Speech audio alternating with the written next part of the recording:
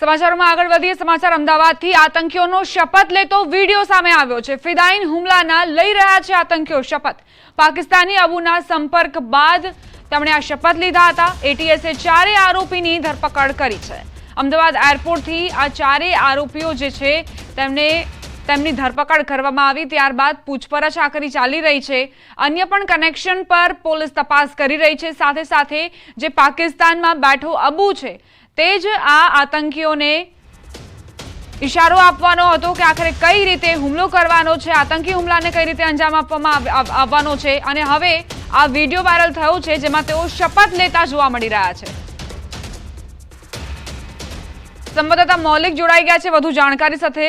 મૌલિક, આજે 4 આતંકીઓ ઝડપાયા છે, તેમના શપથ લેતો વિડીયો પણ હવે સામે આવ્યો છે। શું કહી રહ્યા છે તેઓ, કયા પ્રકારના શપથ લઈ રહ્યા છે?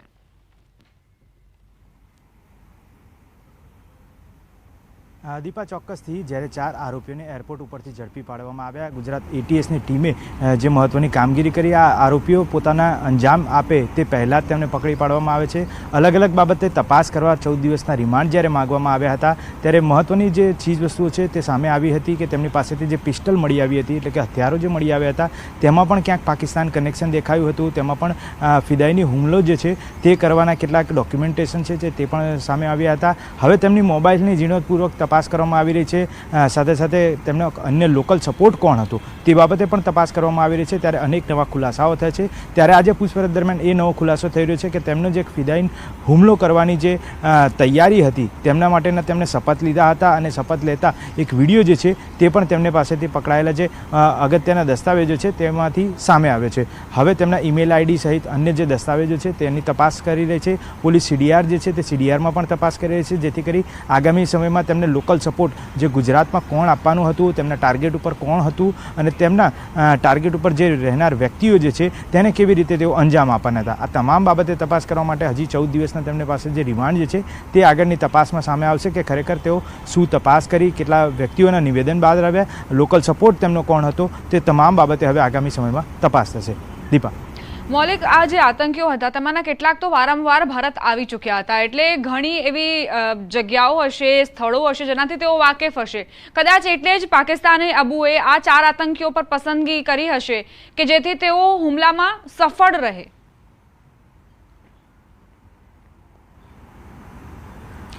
ચોક્કસ દીપા, જે રીતે તે લોકો પ્રોટોલ મેલ અને અન્ય જે એપ્લિકેશનોનો ઉપયોગ કરતા હતા તે ચોક્કસ પોલીસથી ન પકડી શકાય તે પ્રકારની એપ્લિકેશનો હતો અને માત્ર ને માત્ર 4 થી 5 વ્યક્તિઓ જ આ એપ્લિકેશન અંગે જાણકારી પ્રાપ્ત કરી ચૂક્યા હતા। માનવામાં આવી રહ્યું છે કે જે રીતે નુસરત અને નફરાન આ 38 થી 40 વખત ગુજરાત અને ખાસ કરી અમદાવાદની મુલાકાતે આવી ચૂક્યા છે, ત્યારે કયા પર્પઝથી તેઓ ગુજરાતમાં આવતા હતા, તેમની પાસે જે શ્રીલંકન નાગરિક હોવાના ખાતરે તેઓ કયો વેપાર ધંધા સાથે સંકળાયેલા હતા, ત્યાં ક્યાંય રહેતા હતા, આ તમામ બાબત તપાસનો વિષય છે। ત્યારે પ્રાથમિક તપાસમાં એવું ચોક્કસથી જાણવા મળ્યું છે કે નુસરત અને નફરાન જ્યારે અહીંયા આવતા હતા, અગાઉ જ્યારે 38 થી 40 વખત અહીંયા આવી ચૂક્યા છે, ત્યારે છેલ્લા લોકેશન પ્રમાણે ફેબ્રુઆરી માસમાં તેઓ। આભાર મૌલિક, જાણકારી આપવા માટે। આતંકીઓની પૂછપરછમાં મોટો ખુલાસો, 4 પૈકી 2 આતંકી 40 વાર ભારત આવ્યા છે। અબુના સંપર્કમાં આવ્યા બાદ પ્રથમ વખત તેઓ ભારત આવ્યા। લોકલ સપોર્ટને લઈને ખુલાસા થયા છે। લોઅર પ્રોફાઇલ લોકો સાથે સંપર્કમાં રહેતા હતા, લોઅર હોટેલમાં રહેવા માટે સૂચન આપવામાં આવ્યા હતા। હથિયારની તપાસને લઈને સીડીઆર મંગાવવામાં આવ્યા છે, તો સ્લીપર સેલ એક્ટિવ હોવાની બાતમી જે છે તે પણ મળી છે પોલીસને અને તેના આધારે પણ તપાસ કરવામાં આવી રહી છે। લોકલ સપોર્ટ આ 4 આતંકીઓને મળ્યો હતો અને તેના કારણે જ તેઓ પોતાના આતંકી મનસૂબાને આગળ વધારી રહ્યા હતા। ફારિસ અને રસદીન છે એ પહેલી વખત ઇન્ડિયા આવ્યા છે, પરંતુ જે મોહમ્મદ નુસરત છે એ 2022 થી 23 દરમિયાન લગભગ 38 ટાઈમ્સ ઇન્ડિયા આવ્યો છે। નફરાન જે છે એ 2028 થી લગભગ 40 ટાઈમ ઇન્ડિયા આવેલો છે।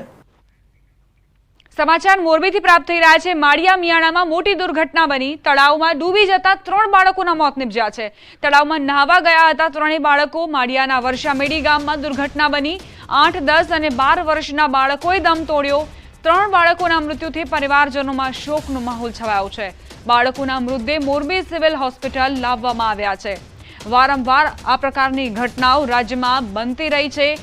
અને બાળકોએ જીવ ગુમાવ્યો। 8, 10 અને 12 વર્ષના ફૂલ જેવા બાળકો જેઓ તળાવમાં નાહવા પડ્યા હતા અને ત્યાં તેમનું મૃત્યુ થયું છે। માળિયા મિયાણામાં આ મોટી દુર્ઘટના બની છે। પરિવારમાં આક્રંદ, પરિવાર પર જાણે આપ તૂટી પડ્યું છે। નાના નાના બાળકો જે તળાવમાં નાહવા પડ્યા હતા તેમના મોત થયા છે।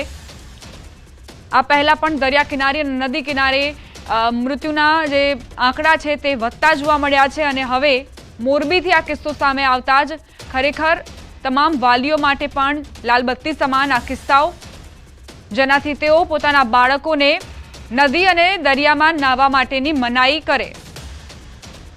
સંવાદદાતા અતુલ જોડાઈ ગયા છે વધુ જાણકારી સાથે। અતુલ, 3 બાળકો ડૂબ્યા છે તળાવમાં, શું જાણકારી? ચોક્કસથી દીપા, જે મોરબીના જે માળિયા મિયાણા જે તાલુકાનો વિસ્તાર છે, જે વરસામેડી ગામ છે, ત્યાં મચ્છુ નદીમાં નાહવા પડેલા 3 બાળકો છે તેના ડૂબી જવાના લીધે મોત થયા છે અને જે મૃતદેહોને મોરબી સિવિલ હોસ્પિટલ લાવવામાં આવ્યા છે। ઉલ્લેખનીય છે કે મચ્છુ 2 ડેમ જે છે ખાલી કરવામાં આવી રહ્યું છે, જેને લીધે મચ્છુનું જળસ્તર વધી રહ્યું છે। તો લોકોને સૂચના આપવામાં આવી છે, પરંતુ વારંવાર સૂચનાનું પાલન ન થતા બનાવો બન્યા છે। 1 સપ્તાહ પહેલા પણ 3 વ્યક્તિઓના મોત થયા હતા, ત્યારે ફરી આવો બનાવ બનતા પરિવારમાં પણ શોકનો માહોલ છે। દીપા, આભાર અતુલ જાણકારી આપવા માટે। સમાચાર ગાંધીનગરથી 7 નગરપાલિકાઓને મનપાઓમાં તબદીલ કરવાનો મામલો। લોકસભા ચૂંટણી પરિણામો બાદ સીમાંકનની પ્રક્રિયા હાથ ધરાશે। ઓબીસી અનામત સહિતના વિવિધ મુદ્દાઓ ધ્યાને લેવાશે। રાજ્યમાં નવી 7 મહાનગરપાલિકાઓ અસ્તિત્વમાં આવશે। સુરેન્દ્રનગર અને દૂધરેજની પ્રથમ ચૂંટણી માટે વહીવટીતંત્ર તૈયારીમાં।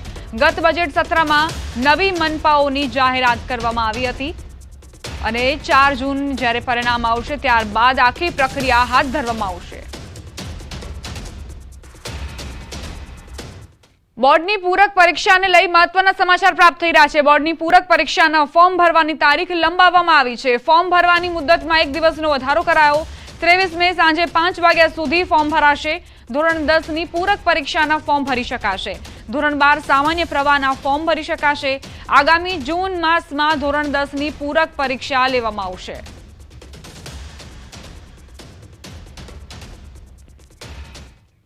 મવડી ઘંટાકર્ણ મંદિરનો વિવાદ હાઈકોર્ટ પહોંચ્યો। અરજદારે હાઈકોર્ટમાં જાહેર હિતની અરજી કરી છે।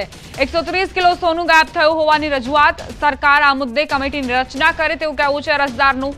2012 થી 2014 સુધીના હિસાબ ન હોવાની રજૂઆત।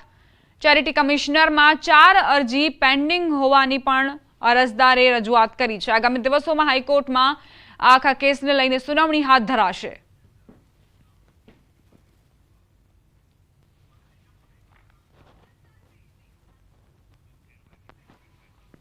સમાચાર વડોદરાથી પ્રાપ્ત થઈ રહ્યા છે। ગ્રાહકને 9.24 લાખના વીજ બિલનો મામલો। એમજીવીસીએલે સમગ્ર મામલે સ્પષ્ટતા કરી।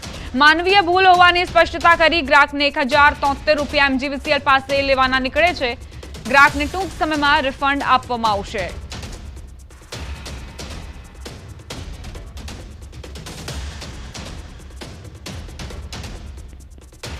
આ કિસ્સામાં ડેટા એન્ટ્રીમાં ભૂલ થવાના કારણે જે ચાર્જ છે એ વધારે ગણાઈ ગયો હતો અને જે